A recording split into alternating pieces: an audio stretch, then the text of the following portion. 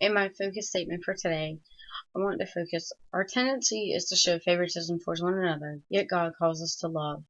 He shared His love and compassion with us so that we could share His love and compassion with others.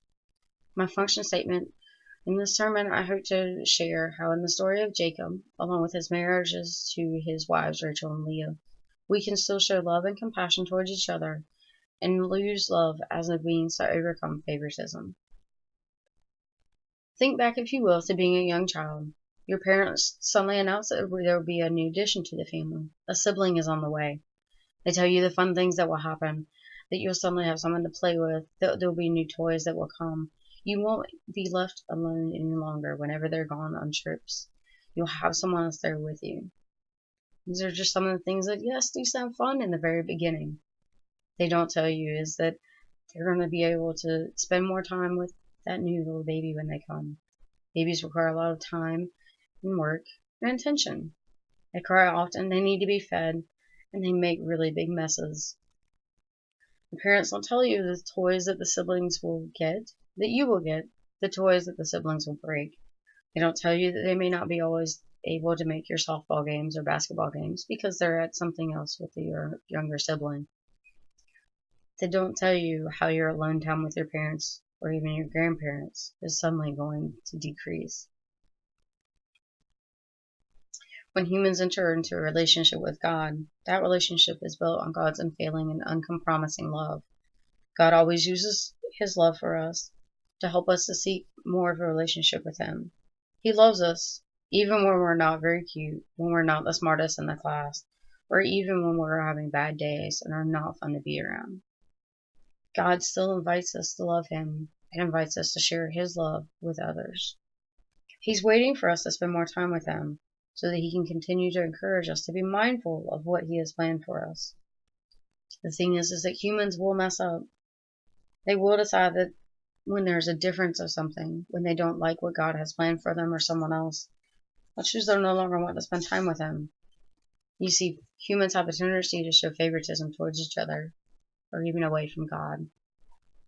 The great thing about God is He doesn't show favoritism back. He still wants to show His love for us. Genesis introduces us to Adam and Eve and how they were created in God's image. We see where God made humans to help Him to care for the world. We learn how Adam and Eve made the choice to eat from the tree of life, how that allowed Satan to creep into this world and tempted them through the suggestion that God did play favorites. Favoritism, by definition, is where there is unfair attention or treatment given to one person or group other than someone else with no valid reason for doing so. Some might argue that God showed favoritism toward humans, but God made humans in His image to take care of the world. The thing is that when favoritism is allowed to enter a person's mind, it can also begin to make them doubt God's love for them. Or when we see Rachel, Jacob, and Leah, it makes Rachel doubt Jacob's love for her. In Genesis 29 through 30, we see the story unfold where Jacob saw and fell in love with Rachel. But this is while he was running from his brother Esau. There's another story of favoritism.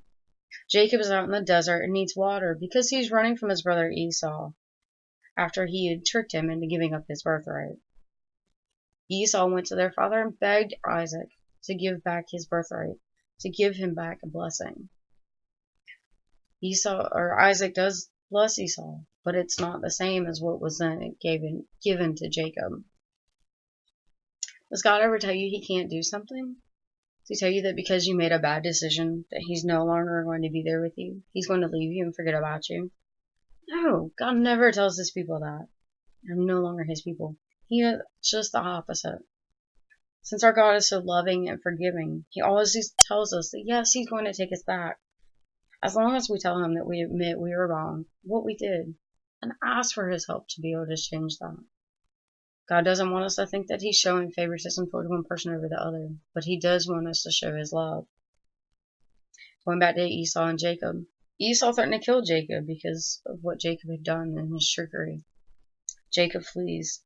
There's a long time before the brothers can eventually be reconciled, and the deceitfulness of Jacob and his mother are but one example of the favoritism. Jacob is running from his brother and finds himself in need of water. He finds Rachel out in the field tending to the sheep. For some first of first meeting that might have been. Think, if you will, those of you who have served on a mission trip before. You go out and you work all day, and it's hot, humid. You get hot, sweaty, tired, cranky when you come back from that. When you get ready to go finish at the job site, how are you reacting towards others? Are you jealous towards those who have been back sooner and were already able to go jump in the lake and take their showers? Were you able to overcome that, look past that, and thank God for what He was allowing you to do that day? When Jacob does go in and meet Rachel's father, Laban, Jacob tells him of his love for Rachel, and a marriage contract is agreed upon. Unfortunately, Laban is also a trickster and is able to play favorites. He substitutes Leah, the older sister of Rachel, into the wedding. Now, I do not have a biological sister. I grew up with a younger brother. From what I know, this was so much easier, and I do thank God for it.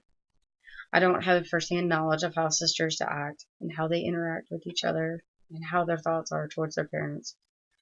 But from what I've seen and what I've heard, a sister can be your best friend or they can be your enemy.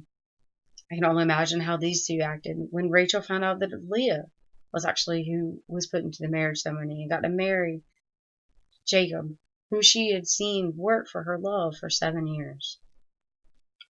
It doesn't tell us in the Bible what the words or the actions of the sisters may have been. It doesn't tell us if they knew it was going to happen, or even if Leah cared that she had just married her sister's love. What it does tell us is that in the morning when Jacob discovered he had been deceived, married, and slept with the wrong sister, he went back to Laban and asked why he had just married Leah instead of Rachel.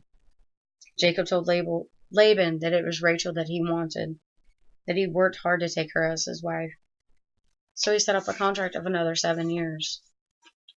We find throughout their lives, Jacob will love Rachel more than Leah.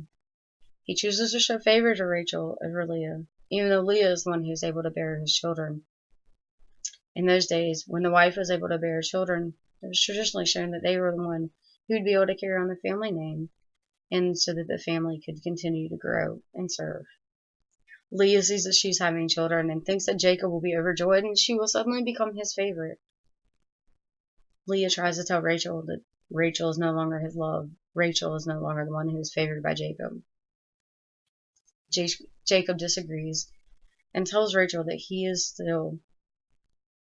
still his favorite, and the one that Jacob chose to marry and still wants him as his wife. Despite this causes a great rift between the sisters, and they bitterly fight for Jacob's love and his attention. Genesis 30, we're told where God does remember Rachel and chooses to bless her and Jacob with a child, and name him Joseph. Joseph, for those of you who don't know, means Jehovah add or increase. While many of the children who were named before this had good names that meant many different things, none of them mentioned Jehovah as the child that Rachel and Jacob had with it. To continue to look back on the story, Leah still becomes the unloved wife. Jacob still shows favoritism, and bitterness still goes in between the sisters and the family. In my job right now, I currently work with patients who have diabetes, high blood pressure, asthma, and anxiety disorders. These are all diseases that, even just on their own, could take someone and be able to put them where they're not able to care for themselves or anyone else. When it comes to these people and their financial status, many of them are Medicaid or Medicare patients, so they receive financial help from the government and others to be able to just take their medications. Many of them have diseases that they suffer from that they will never be able to get rid of. Many of them don't know necessarily where their next meal can come from. I tell you this because it doesn't take a genius to be able to read, to enter prescriptions and put them into the computer, or to then be able to take a label and put it onto a bottle of medications. But I will ask you this, how many people can honestly say that they would sit and listen to someone tell you about what's going on with their disease, tell you how they're fighting for their life, tell you how they're fighting just to be able to put food on the table, and be okay with that and still stay on the phone and not become frustrated and not say, you deserve this, you should have this. I tell you this because it's God's love and His ability to help me to know that there is no favorites, that He loves me just for me, that God is not showing favoritism towards someone else just because they have a newer house They have a newer car, they have a boat, or something else of that nature. Well, I can't come out to these people and tell them directly, God loves you. Don't worry. He's not playing favoritism towards someone else. It's not how it's going to work. But what I can do is I can show them love. I can talk to them. I can listen to them. I can help them to be able to get their medications and try and help find them other help that they can use. Now, where does favoritism fit into the Bible? Where is favoritism because of what someone owns shown that it's okay in the Bible? I don't ever see that. God tells his people he wants everyone to know him and to feel his love for them and to know him on a personal relationship. In the story of Rachel, Jacob, and Leah, some have said that God punished Rachel and Jacob for their actions, for telling Leah that she was not worth something, that she was not the favorite with Jacob. But God showed that he was still loving and merciful. He made Rachel wait before allowing her to bear her sons, Joseph, and then eventually Benjamin. In Genesis 33, we're told that even with the children, Jacob does finally go back. He is able to reconcile with his older brother Esau. They are able to build forgiveness and overcome the favoritism that was shown in their earlier days. But it takes many years and trust in God for this to be able to happen. God, instead of telling us that he has other people he loves more, tells us that he loves each one of us no matter what. Looking at all the people that I know, while there are people that I see that do have more things, and some have received more help from other people, some receive more help, what I think, from God sometimes, I know this is not true.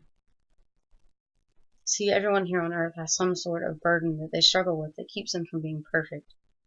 But God continues to show them mercy and continues to say, no, I don't favor this person over another. I'm not choosing anyone else over you. I still love you dearly and want to spend time with you and want you to be my child. There's no real way to measure the material things that God has allowed us to have. But God does give us a way to show mercy and love to others and to be able to share his love with people.